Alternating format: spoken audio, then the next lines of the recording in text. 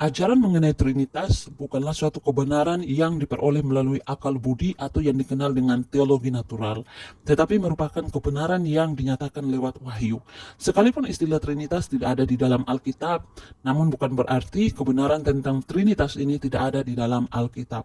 Bentuk Yunani kata ini yaitu trias, pertama kali dipakai oleh Theophilus dari Antioquia, dan bentuk Latin untuk pertama kalinya dipakai oleh Tertullianus, wafat 220 Masehi.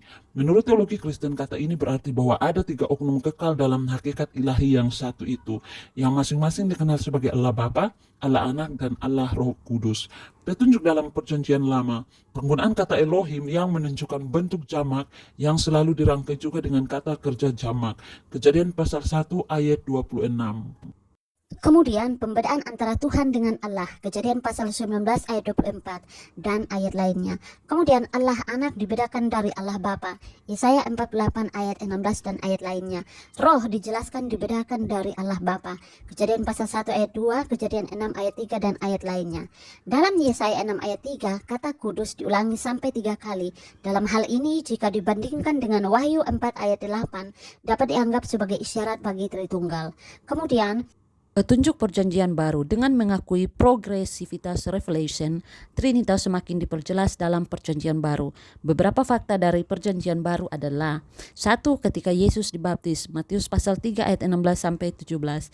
Kedua, Yesus berdoa agar Bapa mengutus penolong yang lain, Yohanes pasal 14 ayat 16. Ketiga, para murid disuruh membaptis dalam nama Bapa dan Anak dan Roh Kudus, Matius pasal 28 ayat 19.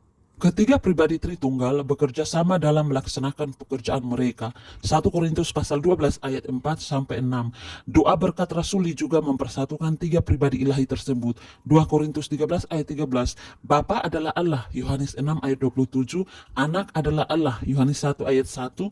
Roh Kudus adalah Allah, Kisah para Rasul 5 ayat 3 sampai 5. kesimpulannya adalah Trinitas tidak bertentangan dengan keesaan. Ada tiga pribadi dalam satu hakikat. Urutan penyebutan Bapa, Anak pada urutan kedua dan Roh Kudus selalu pada urutan ketiga bukanlah perbedaan dalam hal kemuliaan, kuasa atau usia, tetapi sekedar urutan. Ketiga oknum itu sederajat. Istilah Trinitas bukanlah suatu kebenaran yang diperoleh melalui akal budi atau yang dikenal dengan teologi natural, tetapi merupakan kebenaran yang dinyatakan lewat wahyu.